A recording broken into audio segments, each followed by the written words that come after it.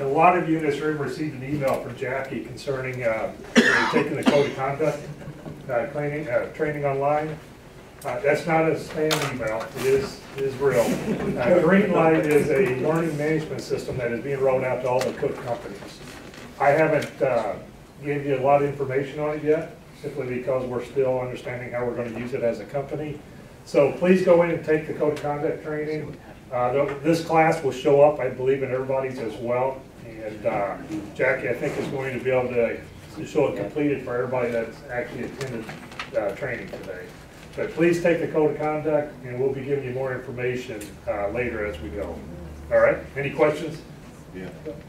About Europe and Mexico, are they getting the green light? Good question. We are rolling this out in waves right now. Not everybody has an account in Greenlight yet. As we go through it and run through the beta portion of it, then everybody in the company will have an account. So Europe and Mexico at this point do not. It's primarily Evansville. Okay? All right, well, good morning. Good morning. Morning. Thanks.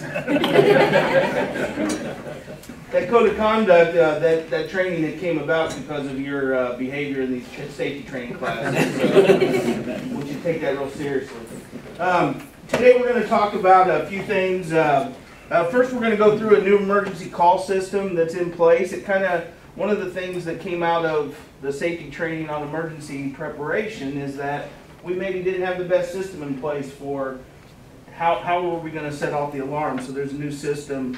And then in light of the calm before the storm, thought we probably would review the seek shelter alarm and the procedures just because of what's going to go on today and or possibly go on this afternoon.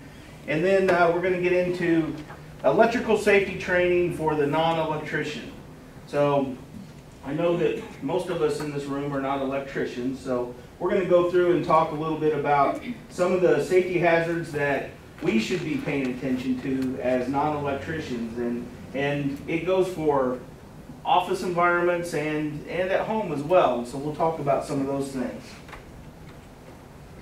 First of all, if you need to report an emergency, and that is a fire, a weather emergency, a health-related emergency, if there's an emergency that you need an alarm to go off or you need action to be taken, and you may recall that when we trained before, our policy said that we need to get a hold of the safety manager.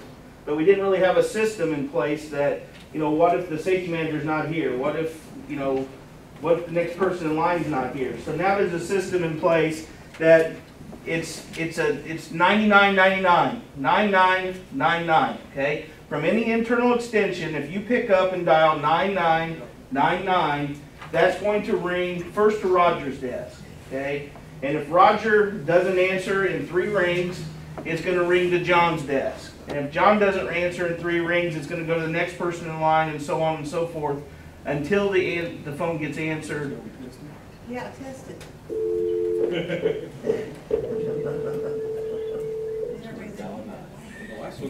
No pressure. Hey Roger, I don't have an emergency, I just was testing the number. Yep, it works. Thank you. Tell it not to be answered and do it again. It's not going to go anywhere because everybody's in here. So it works. That's good. So 99. Does it only go to desk phones, or does it go to cell phones, or how does it, what's the rotation? Desk phones. Desk phone. Just desk phone. So it'd be during hours when that's available, right? Your phones probably have the capability of transferring to a cell number. If you set it up. Yeah, you set it up. Whoever's last in line of that probably ought to have that set up that way. But anyway, 9999, that will be how you get the alarm system to go off. Whether the evacuation alarm is a continuous alarm, and then the seek shelter is the intermittent alarm, okay? And just to kind of go through, alternating high-low alarm is for seek shelter. Call 9999 for the from the internal extensions. The alarm will be activated by the safety manager or safety team member that answers the call. If we get a seek shelter alarm, team members should report to the designated areas. If you're in the office area, that would be the basement. If you're out in the shop, that would be the employee or team member restrooms. And then try to take cover. You know, there's a reason why we're assembling. Supervisors perform a head count of the team members and ensure that visitors get to the alarm. If you have anybody that you've got visitors in the building, make sure that they know what's going on as well and take them into the shelter too. The shop down here, is the restrooms upstairs the ones they go to? No, it's the basement in the old machine shop. Okay. Across the street's restrooms. Yeah, across the street on the other side of the restrooms. And then again, a little reminder is when you do get to your seek shelter assembly point, stay there until someone of authority tells you to do something different. Okay? Are there any questions about the alarm system or the seek shelter procedures? You know, if we get the weather coming in that we're expecting this afternoon, we likely might get some warnings that might indicate that we do seek shelter. So just remember those. Now we're going to talk about the electrical safety for the non-electrical worker. One quick question. So when would the alarm be sounded to go to the evacuation or the in-place evacuation? Is that when the TV says you're under a watch, or is it more imminent threat? Watch, probably not. A warning that you should seek shelter. I think Roger will watch the weather really closely, and if there's something in our area, he'll sound the alarm. It's the answer to that question has become a little bit gray with modern technology, because there was a point in time where a tornado warning, if you heard that there was a tornado warning, that meant that either a trained weather person or a trained like police officer, somebody like that, had actually saw funnel clouds in the air. Well, now with the modern radars and stuff, if they see, I hate to sound like Wayne Hart, but tornadic activity, tornadic activity, which is basically rotating clouds, then they call it a warning. Well, I know that confused a lot of old timers. My ex-wife worked for a TV station. I know they had a lot of people that would call in whenever they call a warning, because a warning used to mean there was a tornado on the ground. And but generally speaking, a warning is when you should take shelter. And I think that Roger will be the person that makes that call to sound the alarm.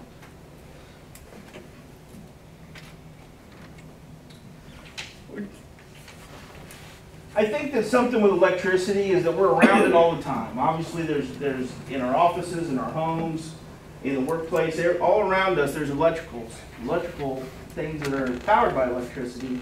And, you know, I think that a lot of us in this room, and maybe most of us in this room, would say, I'm scared of electricity. When it comes to like doing some electrical work around your house, you say, well, I'm scared of electricity. I sub that out. But we only think about the hazards, like if we were rewiring a distribution panel or something like that. We don't think that just the cords in our office and the outlet covers, and there's a lot of hazards out there that we don't have to be doing electrical work in order to be exposed to these hazards. Some electrical accidents, leading causes of them, drilling and cutting holes through cables causes a lot of accidents. Using defective tools, cables, and equipment. It's really important to not ignore that damaged electrical cord or that damaged drill casing. Sometimes those are the things that allow us to have access to that live power. Failure to maintain a clearance of 10 feet. What am I talking about here? Come on, some of you have been through OSHA 10-hour class with me. Talking about clearance to live electrical lines, right? And that 10 feet clearance, really, I'm going to err on the side of a lot more than 10. Failure to de-energize circuits and follow lockout tagout procedures. That's one of the biggest safety things that we have going for us, is that we're not going to do any kind of work with live electricity, because we're going to control and isolate that power through our lockout tagout program. Failure to guard live parts from accidental worker contact, unqualified employees working with electricity. Have any of you been that person? I'll raise my hand first. Heck yes, I have. I've been that guy that says I'm going to rewire that light. I'm not an electrician, but I've done it, and I've slept at a Holiday Inn Express, so I thought I could do it. Improper installation of electrical systems, temporary systems, extension cords, that sort of stuff. Bypassing electrical protective devices, not using the GFCI, and we're going to talk about GFCIs. Everybody know what a GFCI is? Ground fault circuit interrupter. We probably recognize them from, you know, our bathrooms. A lot of them have them. Hotels, certainly. We're going to talk about why those are a good thing, and why we should be using those anytime that we're using any kind of extension cords. Some of the hazards of electricity: shock. That's the first one. And, you know, electrocution, which by definition is death by electrical shock. Fires, big fire risk. A lot of house fires are caused by, if they're not caused in the kitchen by grease fires, they're caused by electrical problems. Explosions, arc flash. We're going to talk a little bit about arc flash. Roger wanted me to include a little bit of information about arc flash in here because I think that I don't want to confuse it too much because this is for non-electricians, but it's a lot of you have heard of people going through that 70E training and maybe didn't really know what that was about. So we're going to talk about arc flash and arc blast in a second. I want to show you some pictures of some typical electrical hazards. It's kind of a no-brainer, right? That's pretty hazardous. Damaged insulation. Now, let me ask you, can you just wrap electrical tape around that? No. Well, wait a minute, why not? These wires aren't damaged. That's what I get all the time. Well, those internal wires aren't damaged. We can do that. No, you can't. This is damaged insulation, but furthermore, what's damaged in that is what's called the strain relief. And what happens with this cord, because it's damaged near the strain relief area, is now every time that cord moves, where's the pressure and the tension going at on that cord? Right where it's the wired connections, right? So those are going to eventually start working loose. And what happens when those start working loose? Say it. Arc. It's going to arc. And what's that arc do? Creates heat. What's heat do? Causes fire. Okay. Keeps you warm in So the winter. you've got not only the electrical, the shock hazard, but you've also got the heat or the fire hazard just because of this situation. What causes that? A lot of times. Going like that, right? That pulls off a lot of the third prong plugs and stuff. So actually get down there and grab a hold of the outlet. Don't do the lazy man thing. You know, notice I said man's thing because I think we're the lazy ones. This is called an unused opening, missing knockout. That happens. I find those everywhere. It's probably in 20 years of doing safety and doing inspections, I've probably written that up more than I have anything on the planet because it happens all the time. Why is that a hazard? What's inside of there?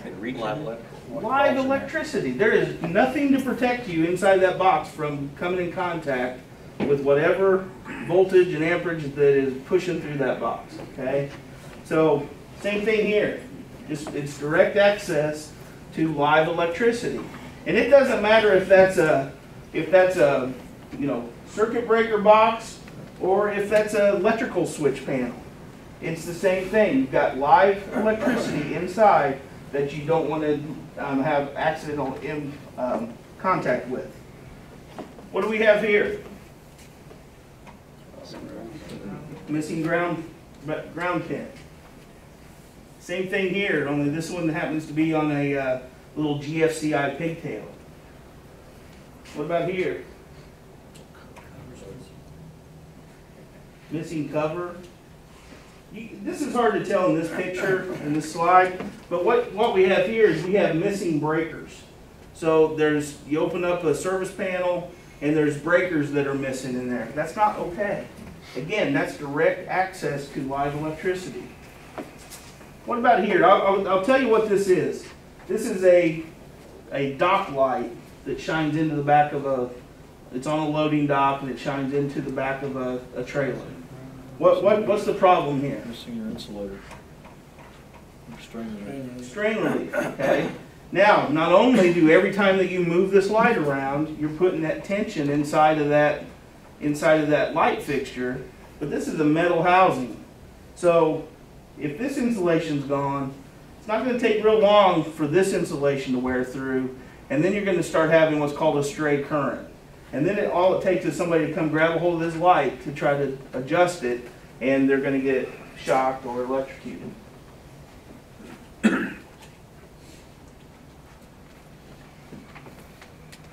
As I mentioned, lockout tagout, that is our way to isolate energy sources, control those energy sources, and protect ourselves from coming in contact with energy that can injure us.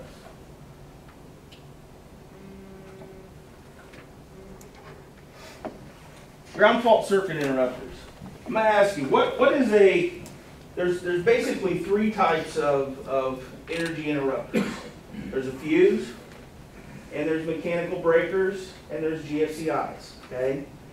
How does a fuse work? Somebody tell me how a fuse works. It's hot and melts.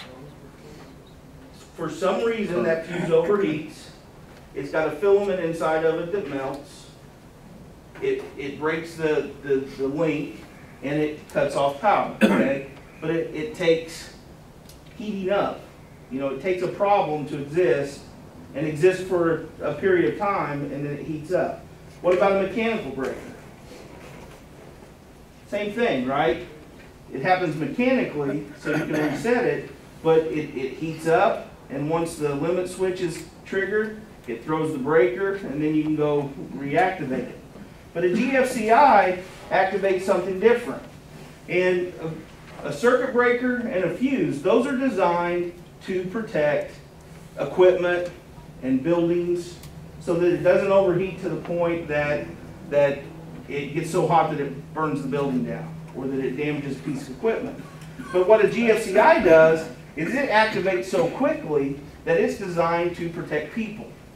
And that's why a lot of times when we're using extension cords and working out in the field especially, that we should be plugged into a GFCI pigtail.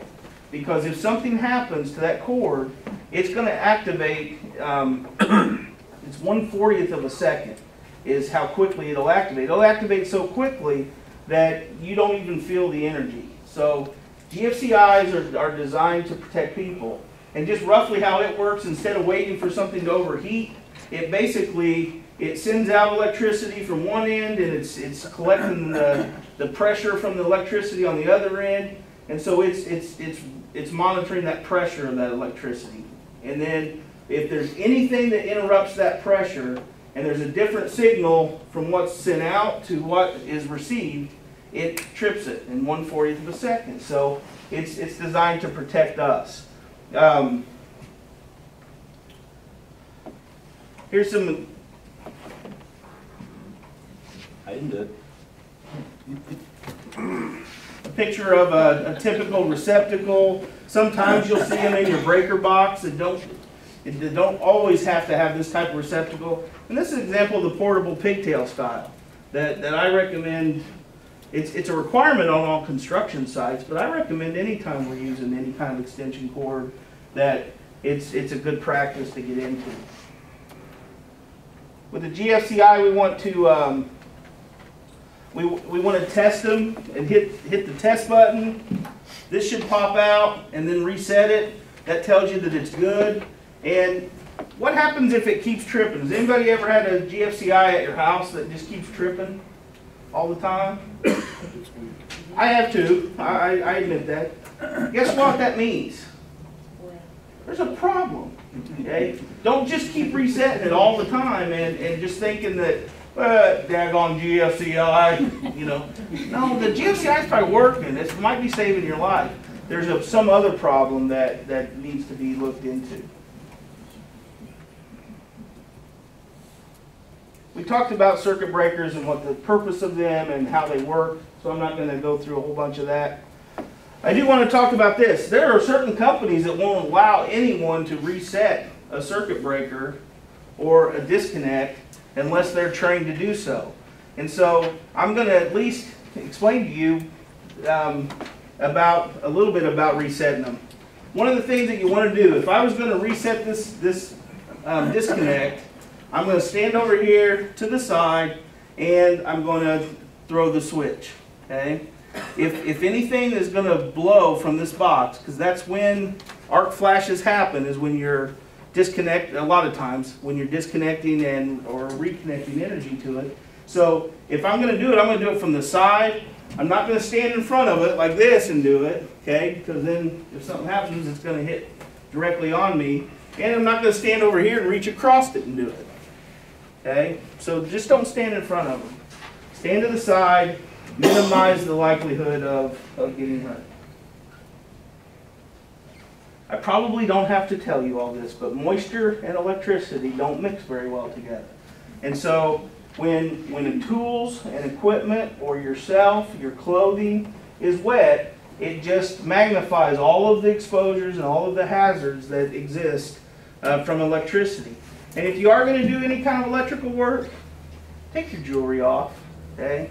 You don't need to have a necklace dangling inside and becoming your path to ground. I told you I was going to talk a little bit about arc flash, not very much in depth, but just give you an idea of what it is. Those are some photos of some arc flash. And basically what happens is during the process of creating electricity, turning it off, turning it on, it's more scientific than this, but I'm going to keep it so that I can understand it. There's basically ions and stuff that are put off and chemicals and stuff that are put off that can be ignited. They get super ignited. And they can even ignite and turn metal instantly into molten metal that comes off, and that's what the blast is. That's what you're seeing that comes off of that. I'll read the definition. An arc flash is electrical discharge that uses air as a conductor, exploding from a high voltage source to another conductor or ground nearby. The release can be 5,000 degrees Fahrenheit or hotter, usually hotter, melting nearby metals and damaging the electric circuits involved. The brightness, heat, the force of the arc flash can cause damage to the human body. That's an understatement, damage to the human body. Usually, if somebody's involved in this, it's unrecognizable human body is what you get as a result. Now, when is an arc flash a problem? Anybody in the room gone through the 70E training? How can we avoid an arc flash hazard? Don't work on a live panel. Live panel, right? That's the key there, is live. So that's You have to be properly suited up. have proper personal protective equipment and proper training. But live electricity is when this happens. That's why it's so important that if we're going to do electrical work, that we isolate those energy sources, use lockout, tagout, and don't work on live. Now, the only reason that people would ever work on live is because sometimes through the process, inevitably, depending on some certain type of maintenance or some process testing, they have to be in a live panel. But only when it's 100% necessary that it be live. If it's possible to shut down the power, then that's what we got to do. It's kind of a picture, some of the hazards: heat, shrapnel, pressure, sound, and then intense UV and infrared light. Some of the causes of arc flash are overloading and overheating of circuits, damaged circuit breakers. Circuit breakers wear out, by the way. They do wear out. They have a lifespan. Overfusing, wiring in a non-workmanlike manner or inappropriate wiring, and faulty electrical panels. It's another photograph down there of of an arc flash. Any questions about arc flash, arc blast? Portable tools, I mentioned that as a source. And again, this stuff applies at home. If you have a piece of equipment like a drill, and if it only has 2 prongs on that drill, then can anybody tell me what we need to be able to read on the drill itself? Double insulated. So if it's not double insulated, then you need a 3rd ground plug. But we need to we need to look, inspect our cords, make sure they're in good shape, make sure the ground prong's in good shape, make sure the housing's not broke. There's a lot of power inside of something like a drill all that housing is protecting you from. So if there's cracks and stuff in it, then you, again, access to live power. So we want to make sure our tools and equipment are in good shape. Out in the shop, the grinders, we tend to be pretty tough on our cords on our grinders, so those have to be repaired quite often. But cords are pretty susceptible to damage. Speaking of that, OSHA doesn't allow extension cords to be used in the workplace other than for temporary purposes. And the reason for that is that extension cords are hazardous. They're hazardous because they create an exposure to electrical shock. They're hazardous because they are a fire hazard. And they're hazardous because they are a tripping hazard. They also are very susceptible to damage. So that's one of the reasons that makes them so hazardous. I wanted to show you some typical hazards of extension cords. Picture number 1, that's a tag that's on it. People using it outside of the manufacturer's design specifications. Number 2, that's damaged insulation, damaged strain relief again. Number 3, a lot of you probably don't think about this, but has anybody ever seen a situation like that where the plug's not kind of plugged in all the way? Guess what you're possibly doing by not having it plugged and seated all the way? You possibly are creating that same arc that we talked about by the wires pulling loose. If that's not seated all the way and you're close enough to make a connection but far enough away that it's arcing, then you're creating a fire hazard. Number 4, running through passageways, not protecting cords from damage from sharp objects and the damaged insulation. Now, has anybody ever used an extension cord and they used it and they just left it all coiled up because you didn't want to undo it? You only need a little bit. So you used it and it was all coiled up and you thought that'll save me time from when I go to clean up. I've done it. Does anybody have a travel trailer that you plug in to the... What was one of the things when you went through your orientation a long time ago, what did they tell you about when you pull your extension cord out? Pull it all out. Pull it all out. You don't want it coiled up in there. This is what happens potentially with an overloaded extension cord and still coiled up. It superheats itself.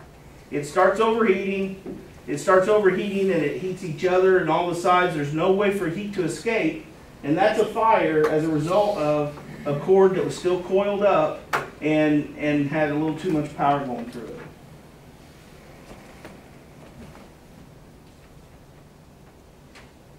Extension cords need to be protected from physical damage, inspected before use. Make sure that they're routed so that they're not trip hazards or they're not going to be damaged. Not used as a substitute for permanent wiring.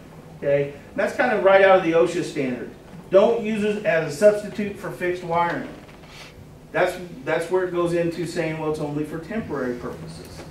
It needs to be suitable for the environment, whether it be an oily environment, a wet environment, something like that. Take the slack out, or it should have a little bit of slack so you're not putting tension on the wires, and unplug it by grasping the plug, not the cord. That's a picture under some of y'all's desk, right? Point of this slide is that we want to make sure that we're not overloading circuits. Okay, OSHA's going to overlook the power strip in the office environment because you're trying to protect from some surging and stuff. but they're not gonna overlook the power strip plugged into the power strip, plugged into the power strip, and the, you know, the octopus of wires that are down there, okay? So, try to keep that to a minimum. Don't try to keep it, do keep it to a minimum. Just a quick note about ladders. We talked about a 10-foot rule away from energized parts. Pay attention to what kind of tools you're using around power lines. And I've told those of you that have sat through a 10-hour class with me, you've heard the story. When I grew up, I had a swimming pool, and I used to watch my mom sweep it. And as she would pull the sweeper pole out of the deep end, and it's extending out, and I had a power line that ran between my yard and my neighbor's yard. And I remember thinking, you know, man, I sure hope my mom doesn't touch that power line. Well, little did I know that she just could get within 10 feet of it, and that arc could have jumped. So, but be careful. Use non-conductive ladders, non-conductive tools. Fiberglass is good, and keep at least that 10 foot of clearance away. Plus, a lot of electrical injuries that are caused by electrical hazards come from falls. And the reason is because a lot of electrical work is done at elevated, you know, on ladders and stuff, and they jump back and you fall from it. Keep a clearance around electrical panels, at least 2 foot of clearance around all electrical panels. 2 foot or 3 foot? You know what? It is 3 foot. I'm sorry. Hey, good catch. I was just testing this, Steve. Good job. 3 foot of clearance around electrical panels. That's going to give access to the panels if somebody needs to get in and do any kind of work, but it's also going to it's going to give clearance if somebody needs to get in there in an emergency to shut something down. Call before you dig, okay? The same rule at home. You go to dig a hole, you get into electrical line. I just had one of my customers, they actually did call before they dig, but just last week, they were doing some jackhammering, and there was a high voltage power line buried, wasn't marked, and they got a jackhammer down into the power line. By the grace of God, nobody died, but it very seriously could have ended up that way. Pay attention to signs, okay? If something says high voltage, stay out, unless you're authorized to be in there, there's probably a reason why they put a sign on the door. And that goes for anything. There's a lot of times where, you know, you just need to say to yourself, read the sign, okay? Pay attention to the sign. And oftentimes people do try to warn you about things. We just need to stop and pay attention to the sign. Read the sign. Are there any questions about anything that we went over? So what number are we going to call if there's an emergency? 9999. Okay, 9999. Okay? And if we hear the alarm go off, we're going to get down to the basement, right? We're not going to be stubborn sitting the intermittent seat shelter on. We're not going to be stubborn and sitting there thinking that we can outlive a tornado, right? Got too much work to do. Can't get down there. Any questions? Thank you all for your time. I appreciate it. See you next month. Just leave your sign in for your